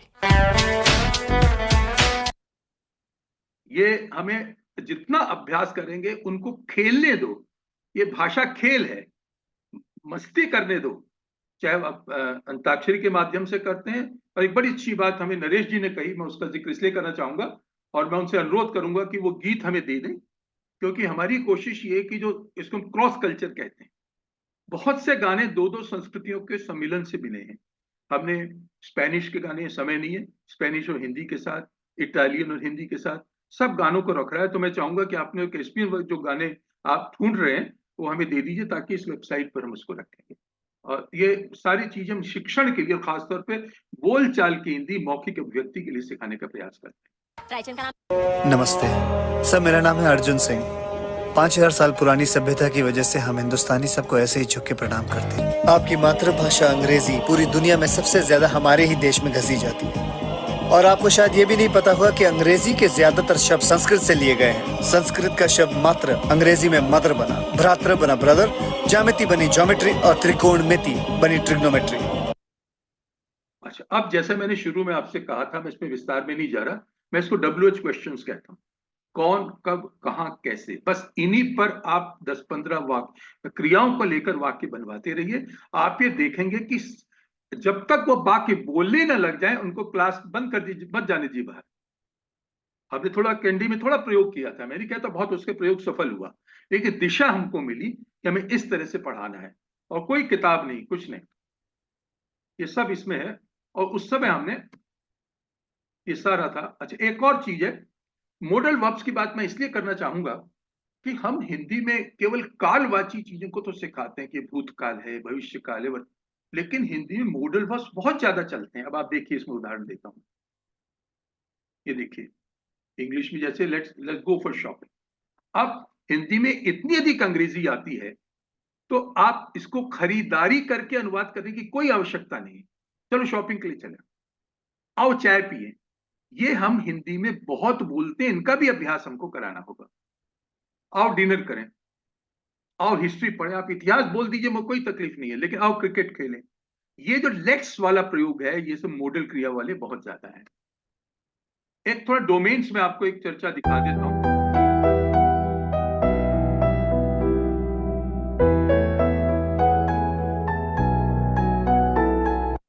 अब आप देखेंगे, अब मैं यहां कर अपने निष्कर्षों पे आ रहा हूं कि हमें, एक मैंने संयोग की बात है और शायद नरेश जी को अंदाजा होगा कि इंग्लैंड में एक व्यवस्था चलती है, इसको कहते हैं ESP। नरेश जी याद है ना आपको ESP? नरेश जी दिखाई दे रहे हैं कहीं? ESP मुझे टॉस वाले है ना नरेश जी इनकी। तो उसके अंदर ESP में क्या है कि छोटे छोटे डोमेन्स के आधार पर अंग्रेजी सिखाई जाती है। और सबसे पॉपुलर डोमेन मेरी दृष्टि में जो हिंदी का हो सकता है, मैंने एक प्रस्ताव भी भेजा था और मैं सचिवालय को फिर से भेज दूंगा कि हम HSP उसका नाम रख सकते हैं, हिंदी फॉर स्पेशल पर्पसेस। और सबसे महत्वपूर्ण डोमेन है वो है टूरिज्म का। आप जब भारत आते हैं तो आपको कितने शब्द, कितने एक्सप्रेशन और किस तरह, जैसे अभी मैंने दिखाया कि आपके जो स्ट्रीट फूड जिसको कहते हैं, आप चाट खा रहे हैं। अभी एक फिल्म थी रब ने तो बनाई जोड़ी, उसके अंदर आप कंपटीशन हो रहा है गोलगप्पे का। हमारे यहाँ ये इतना, इसके बिना भारत की कल्पना नहीं है। कवि अपना अतिला ने तो बहुत कविताएं लिख रखी है कि मैं तो अगले जन्म में भी जाऊंगी, ये चाट खाऊंगी वहां पर जाकर। तो कहने का आशय क्या है कि ये भारत है। भारत हमारे पास चांदनी चौक में, भारत कैनॉट प्लेस में नहीं है, कैनॉट में तो इंडिया है। और हम बोलचाल की हिंदी में भारत की बात करेंगे, इंडिया की बात नहीं करेंगे। छोटे छोटे कस्बों में, छोटी छोटी जगहों पर हम जाते हैं, छोटे छोटे दुकानदारों से हम संवाद करते हैं। और शायद जयपुर में मेरा ख्याल है कि अनुज जी आपको इसे प्रयास किया गया होगा, क्योंकि वहां तो हमारे मित्र जो पढ़ाते हैं बड़े अच्छे ढंग से इसको गाइड भी करते हैं। तो मेरा अनुरोध ये है, निष्कर्षों में पा रहा हूं कि हम सचिवालय के माध्यम से प्रयास करें कि कुछ डोमेन्स निश्चित करें, और इसकी शुरुआत थोड़ी बहुत हम रेडियो टेलीविजन से भी कर सकते हैं। मुझे पता नहीं इस समय आपके यहाँ कितने कोर्सेज चलते हैं, लेकिन हम उसकी भी शुरुआत कर सकते हैं। और शुरुआत में मैं आज की क्लास में मैं इतनी बात कहूंगा कि हम जो टूरिज्म का डोमेन है, इस पर पाठ्य सामग्री बनाकर और उसको हम अनुरोध कर सकते हैं कि अलग अलग जगह पढ़ाया जाए, उसका कोऑर्डिनेशन, समन्वय का काम ये कर सकते हैं। तो इससे स्पष्ट है, समय की सीमाओं को देखते हुए बहुत विस्तार में नहीं जा रहा। हाँ, एक बस उदाहरण मैं आपको एक झलक दिखा देता हूँ, क्योंकि मेरी जो वेबसाइट है उसकी थोड़ी सी आपको एक झलक मिल जाए। और उसमें बहुत बड़ा काम किया है सुरेंद्र गंभीर जी ने। आप सब परिचित होंगे सुरेंद्र गंभीर जी से। सुरेंद्र गंभीर जी यूनिवर्सिटी ऑफ पेंसिल्वेनिया में 30-35 साल तक स्पोकन हिंदी, बोलचाल की हिंदी ही पढ़ाते थे। अब यहाँ मैं थोड़ा सा जगह 1 मिनट झलक दिखा दूं ताकि आप, और बाद में मैं आपको लिंक भेज दूंगा अपने चैट बॉक्स पर, तो आप जब चाहें इसको देख लीजिए और जब चाहे हमसे परामर्श कर लीजिए। अतिला तो बहुत इसका प्रयोग करती है, इसलिए अतिला से भी आप कहीं ना कहीं मार्गदर्शन ले सकते हैं। यह लर्न हिंदी टू एडुटेनमेंट, ये इसका वो है, ये मैंने लिंक क्लिक कर दिया। अब ये देखिए, ये एक तरह से इसका हम रजिस्ट्रेशन के लिए हम आग्रह इसलिए करते हैं कि हमें पता चले कौन हिंदी सीख रहा है। अब मैं जो आपको कहूंगा कि बॉलीवुड, इसके अंदर आप थोड़ा सा अगर इसमें चले जाएं, होम, ये बॉलीवुड में कितने तरह हैं, इतने हिंदी सिखा सकते हैं। सबसे पहले आप बॉलीवुड में जाइए और यहाँ पर सॉन्ग्स विद सबटाइटल्स, हम रोमन सबटाइटल से भी सिखाते हैं। मैं देवनागरी के सबटाइटल्स का एक थोड़ा सा आपको झलक दिखा देता हूँ। ये देखिए, ये लगभग 45 के आसपास गाने हैं। इनको आप क्लिक कीजिए, जिसको भी आप क्लिक करेंगे बहुत सी चीजें आने लगेंगी इसके अंदर, और वो क्या आएगा वो आप थोड़ा सा एक दिखा देता हूँ विस्तार में नहीं जाके। चलिए, अजी रूठ कर कहाँ जाए। मुझे याद है कैंडी में जब मैं पढ़ा रहा था, वहीं एक टीचर थी, उसने प्रश्न किया था जाइएगा का क्या मतलब है। तुरंत हमारी मित्र थी वशनी जी आगरा में, उनको फोन किया, उन्होंने कहा अजी रूठ कर कहाँ जाइएगा। फिर मैंने जाइएगा और जाइए में अंतर समझाना शुरू किया। तो इस तरह से ग्रामर का, अब इसमें हम क्या करते हैं, जितने भी गाने हैं उसको सबसे पहले वीडियो विद सबटाइटल्स हम ये बता। अब जैसे ये गाना था, अब इसमें वीडियो के साथ सबटाइटल्स देवनागरी में, और ये देखिए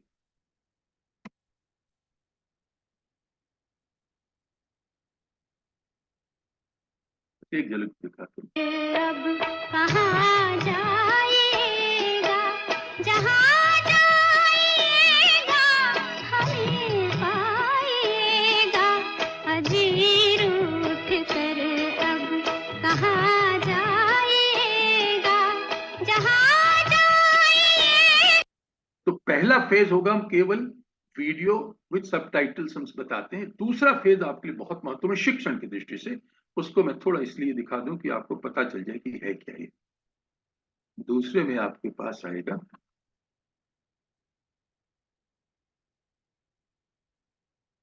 ये जो गाना चल रहा है, एक तरह से इसी गाने का आपको एक दूसरा रूप आएगा, उसको हम कहते हैं लिरिक्स। लिरिक्स का मतलब क्या, गाने के बोल। जैसे ये गाना है, थोड़ा सा इसको देख लीजिए। इसी गाने को हम लिरिक्स में क्या करेंगे, अजी रूठ कर अब एक एक कहाँ जाएगा, कहाँ जाएगा। अब हमने क्या किया है, ये बड़ी मेहनत हुई है, फॉरवर्ड और बैकवर्ड। क्योंकि जब आप अजी रूठ कर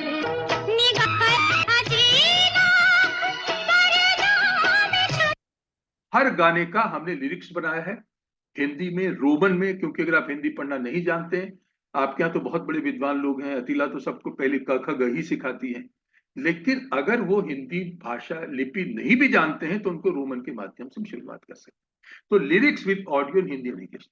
तीसरा, ग्लॉसरी, जितने भी शब्द गाने में आए हैं उन सब को भी हम एक दो शब्द दिखा देंगे आपको। ये देखिए, अजी, रूठना, अब, कब, तब, सब, कहाँ। हमने अब दिया तो अब, कब, तब एक साथ डाल दिए, क्योंकि हम एक साथ भाषाओं को सीखते हैं। इसके अलावा अगर पूरी आपको ये चाहिए, वर्डिंग्स चाहिए, तो आप पूरे शब्द इसके अंदर देख लेंगे, पूरा गाना यहाँ मिल जाएगा, पूरा याद करके भी कर सकते हैं। जैसे अतिला के इन लोगों ने सिंगलीज में इसको ट्रांसलेट करके लोगों को भेज दिया था रात को, और आके गाया करते थे वो। ये सब वर्ड इसके हो गए, ये वर्डिंग्स हो गई। इसके बाद एक नई चीज इसके अंदर है वह, और उसके बाद मैं समाप्त करूंगा, वह है टीचिंग पॉइंट्स। हर गाने के अंदर हम टीचिंग पॉइंट देते हैं। जैसे जाइएगा का मतलब क्या है, यहाँ हमने टीचर के पॉइंट ऑफ व्यू से है कि इसका मतलब क्या होता है। अभी हम विस्तार में नहीं जा रहे इसके अंदर। ये देखिए कितनी क्रियाओं के साथ जाइएगा, पाइएगा, खाइएगा, जाइए, सारा इसके अंदर है। और फिर आप, तो इस तरह से आप एक तरह से टीचिंग पॉइंट्स आएंगे। एक चीज और इसके अंदर मैं दिखाऊंगा नहीं, लेकिन आपको बता देता हूं कि हमने अपनी इस वेबसाइट में केवल गाने नहीं, कॉमिक डायलॉग्स रखे। एक बहुत अच्छा गाना हमने कैंडी में किया था, अमिताभ बच्चन की फिल्म थी कुली, जिसमें अंडा पकाने की विधि सीखते सीखते बहुत कुछ होता जाता है, व्यायाम सीखते हैं, योग सीखते हैं। वो इतना लोकप्रिय हुआ कि हमारी एक, मैं थोड़ा सा माधुरी जी आपसे अनुरोध करूंगा कि अगली बार आप आर्मेनिया की हिंदी टीचर है, मैं आपको उनका डिटेल दे दूंगा, उनको बुलाइए और उनके विद्यार्थियों को भी सुनिए। उन विद्यार्थियों ने मुझसे कहा सिर्फ हमको कॉमिक डायलॉग्स चाहिए, गाने तो ठीक है। तो उनके लिए मैंने बहुत सारी फिल्मों के डायलॉग्स भी इसके अंदर दिए हैं।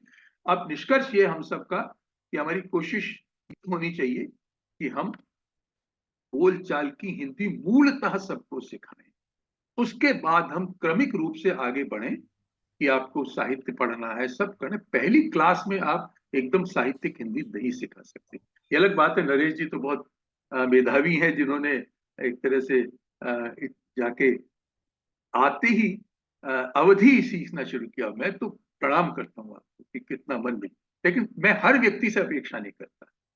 मेरी परिकल्पना ये है, जैसे अन्ना जी हैं, सब है, कम से कम हिंदी बोलचाल से लोगों से बात कर सकें यार। और ये सिर्फ आपका नाम नहीं, ये 2-4% नहीं होता, मैं बहुत गहराई तक जाऊंगा। आप वहाँ शॉपिंग करेंगे, आपको बार्गेनिंग करनी है, वहां तो हर आदमी बहुत महंगा करके बोलेगा, तो 50 रुपए नहीं, 50 नहीं, 40 रुपए लगा।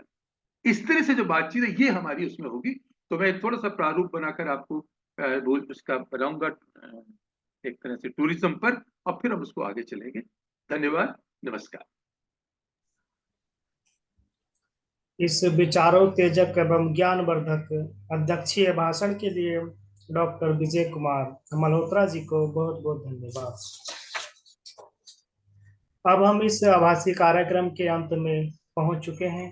सभी संस्थाओं के अधिकारियों तथा छात्र प्रतिभागियों को धन्यवाद देने के लिए मैं विश्व हिंदी सचिवालय के उप महासचिव डॉक्टर शुभंकर मिश्र जी को आमंत्रित कर रहा हूं। आपका स्वागत है डॉक्टर शुभंकर मिश्र जी। आप सबको नमस्कार। सबसे पहले मैं इस कार्यक्रम के विशिष्ट अतिथि आदरणीय विजय कुमार मल्होत्रा जी का हार्दिक आभारी हूँ।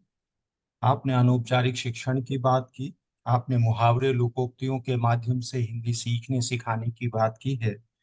आप दरअसल सच्चे अर्थों में हम सब, आज भारत में भी आपने हम सब इस बात से अवगत होंगे और आप शायद इससे सहमत होंगे कि हम टेक्नोलॉजी मीडिएटेड एजुकेशन के लिए न केवल भारत की राष्ट्रीय शिक्षा नीति काम कर रही है, बल्कि विभिन्न स्तरों पर हम काम कर रहे हैं।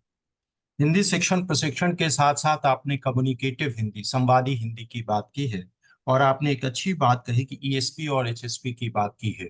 भारत सरकार इस पर काम कर रही है। जैसे आपने कहा कि इंग्लिश फॉर स्पेसिफिक पर्पस, वैसे हम भी भारत के अंदर भी, हम सब, मैं स्वयं शिक्षा मंत्रालय से हूँ, इसलिए मैं कह सकता हूँ कि हिंदी फॉर स्पेसिफिक पर्पस के लिए हम सब काम कर रहे हैं। एक और चीज जो इसमें मैं जोड़ना चाहूंगा, आपके मैंने पीपीटी में भी देखा था, उसमें ये था सेम लैंग्वेज सबटाइटलिंग का इशू था। भारत सरकार इस पर भी काम कर रही है, और हम सब इस बात से शायद अवगत होंगे कि rights of persons with disabilities act 2016 में भारत सरकार ने ये कॉर्पोरेट सोशल रिस्पॉन्सिबिलिटी के तहत इस बात को कहा है कि हम जब भी कोई हिंदी के कार्यक्रम बनाएंगे तो उसके नीचे हिंदी के ही सबटाइटलिंग्स होंगे। माना ये जाता है कि इस प्रयास से रीडिंग जो एबिलिटी है उसको आगे बढ़ाने में हमें मदद मिलेगी। बहुत बहुत आभार आपका। आपने बिल्कुल एक समा बांध दिया। गाने सारे बड़े मधुर थे, तो इसमें मुझे लगता था कि मैं और सुनूं इसको। बहुत बहुत आभार, बहुत बहुत धन्यवाद आपके इन प्रयासों के लिए। आपको बहुत बहुत साधुवाद, नमस्कार। मैं आभारी हूँ इस कार्यक्रम के एक सफल आयोजन के लिए आदरणीय डॉक्टर माधुरी रामधारी जी का, महासचिव विश्व हिंदी सचिवालय का हार्दिक आभारी हूँ। आपके निर्देशन में यह कार्यक्रम संपन्न हुआ। बहुत बहुत आभार आप सबका, आपका। मैं इसके अलावा जो अब आगे जो प्रतिभागी हैं उनकी बात करूं, सुश्री अन्ना समकोवा जी इंग्लैंड से जुड़ी हुई हैं। आपने हिंदी सीखने के बारे में अपने अनुभव को बताया। आपने कहा कि हिंदी भारत की भाषा है। जी हाँ, हिंदी भारत की भाषा है, लेकिन साथ में आजकल हिंदी वैश्विक भाषा के रूप में बनती जा रही है। हम सब इस बात को जानते हैं कि अभी अभी हमने हाल में ही विश्व हिंदी दिवस मनाया है, और इस पर हमारे आदरणीय उच्चायुक्त महोदया ने भी कहा है कि कैसे हम हिंदी की वैश्विक पहुंच के माध्यम से वैश्विक स्तर पर बढ़ रहे हैं। हिंदी भारत की भाषा है, हिंदी मॉरिशस की भाषा है, हिंदी सूरीनाम की भाषा है, फिजी की भाषा है, सबकी भाषा और आप सबकी भाषा है। तो इसीलिए हम भाषा को किसी देश की भौगोलिक परिधि से नहीं बांधेंगे। बहुत बहुत आभार, लेकिन आपका अनुभव बहुत अच्छा था। आपने जिस तरह से इस चीज को प्रस्तुत किया, बहुत बहुत आभार आपका। मैं आभारी हूँ सुश्री इमाशा अशानी जी का। आप श्रीलंका से हैं। आपने कहा कि हिंदी मुझे बचपन से पसंद है। हिंदी गाना और फिल्मों के माध्यम से आपने हिंदी सीखने का प्रयास किया। कैसे सीखा जाए, मुझे ये लगा कि एक लर्नर पॉइंट ऑफ व्यू से हिंदी कैसे सीखी जाए, उसके लिए आपने बड़े ही सरल और सटीक शब्दों में हम सबको बहुत कुछ सिखाया। मुझे लगता है कि ये हिंदी सीखने की दृष्टि से तो जितना महत्वपूर्ण था, उसके साथ साथ हिंदी प्रशिक्षण की दृष्टि से भी उतना ही महत्वपूर्ण था। बहुत बहुत आभार आपका। मैं सुश्री फुरेल रितिका जी का आभारी हूँ। आप मॉरिशस से हैं। आपने आदरणीय सोमदत्त बुखारी जी की रचना का पाठ किया, भावपूर्ण प्रस्तुति थी वो। आप 55 साल संघर्ष और 55 साल विकास की जो मॉरिशस की बात की है, बड़े सरल शब्दों में आपने जिस वर्णनात्मक शैली में आपने इसको हम सब तक पहुंचाया, बहुत बहुत आभार आपका। और आपकी भाषा निश्चित रूप से प्रांजल है, बहुत प्रभावपूर्ण है। बहुत बहुत आभार और साधुवाद आपको। मैं आभारी हूँ डॉक्टर नरेश शर्मा जी का। आपने एक बहुत अच्छी बात कही कि अवधि के माध्यम के लिए आपने हिंदी सीखी। बहुत बहुत आभार आपका। और ये समय बेसिकली मैं जानता हूँ कि राममय हो रहा है, पूरा भारत और पूरा मॉरिशस राममय है ऐसे समय में। और ये आपका ये कहना बहुत हम लोगों के लिए प्रेरक रहा कि आपने हिंदी पढ़ाया। आपने कहा कि मैं शौक के आधार पर, पैशन है आपका हिंदी सीखना और सिखाना। बहुत अच्छा लगा। आप जो नवाचारी प्रयोगों की बात की है, उससे हम सबको बहुत कुछ सीखने को मिला। मैं विशेषकर लाभान्वित हूँ आपसे। बहुत बहुत आभार आपका। मैं श्रीमती अबिता कोतलावल जी का आभारी हूँ। आप श्रीलंका से जुड़ी हैं।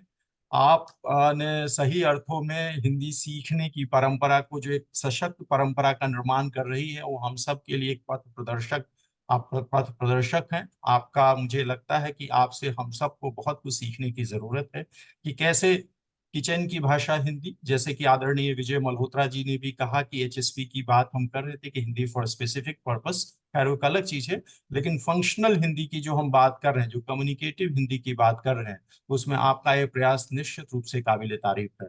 बहुत बहुत साधुवाद, बहुत बहुत आभार आपका। आप इस हिंदी के परचम को अपने देश में फहरा रही हैं और हम सबको एक नया रास्ता दिखा रही है। बहुत बहुत आभार आपका। मैं आभारी हूँ श्रीमती साधना जगन्नाथ जी का। मॉरिशस से जुड़े हैं। मॉरिशस में हिंदी के आपने औपचारिक अनौपचारिक शिक्षण की बात की है। मॉरिशस में हिंदी मुझे समझिए कि इसकी जड़ बहुत गहरी है, भोजपुरी के माध्यम से आई है। और मुझे बहुत अच्छा लगता है, क्योंकि मैं मॉरिशस में अभी फिलहाल हूँ, तो मुझे बहुत अच्छा लगता है आप लोगों की हिंदी का प्रेम देख करके, आप लोगों के हिंदी का स्नेह देख करके, और आप लोग जिस तरह से हिंदी को अपने में संजोए हुए, अपने दिल में बिठाए हुए हैं, वो निश्चित रूप से काबिले तारीफ है, प्रशंसनीय है।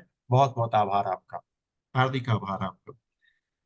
और मैं इसके साथ ही मुझे लगता है कि मैंने सबको धन्यवाद ज्ञापित कर दिया। एक औपचारिकता थी, लेकिन आप सब जिस तरह से जुड़े, उस सब निश्चित रूप से हम सब के लिए एक मार्गदर्शन का काम करेगा। आप सब विश्व हिंदी सचिवालय से जुड़िए। मुझे लगता है कि विजय कुमार मल्होत्रा जी, आदरणीय विजय कुमार मल्होत्रा जी, अथिला जी, साधना जगन्नाथ जी, नरेश शर्मा जी, शिव कुमार जी भी जुड़े हुए हैं हमारे साथ। आदरणीय शिव कुमार जी को नमन, नमस्कार। बहुत अच्छा लगा। ये एक अच्छा संयोग है कि हम सब टेक्नोलॉजी के लोग बैठे हैं, अनौपचारिक शिक्षण के लोग बैठे हैं, और सब जिस तरह से हम सब हिंदी के लिए काम कर रहे हैं, मुझे उम्मीद है कि हम निश्चित रूप से अपना जो प्रयोजन है, जो लक्ष्य है, हम जरूर हासिल करेंगे। और विश्व हिंदी सचिवालय आप सबके निर्देशन में जरूर काम करेगी। आप सबका सहयोग हम सबको चाहिए, ताकि हम अपने वांछित लक्ष्य को प्राप्त कर सकें। बहुत बहुत आभार आपका। मॉरिशस की धरती से मैं शुभंकर मिश्र आप सबको एक बार पुनः हार्दिक आभार व्यक्त करता हूँ। जय हिंद, जय मॉरिशस।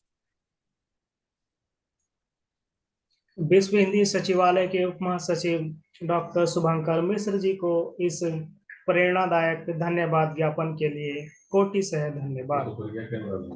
अब हम कार्यक्रम के समाप्ति की घोषणा करते हैं। सभी को नमस्ते। जय हिंद, जय मॉरिशस।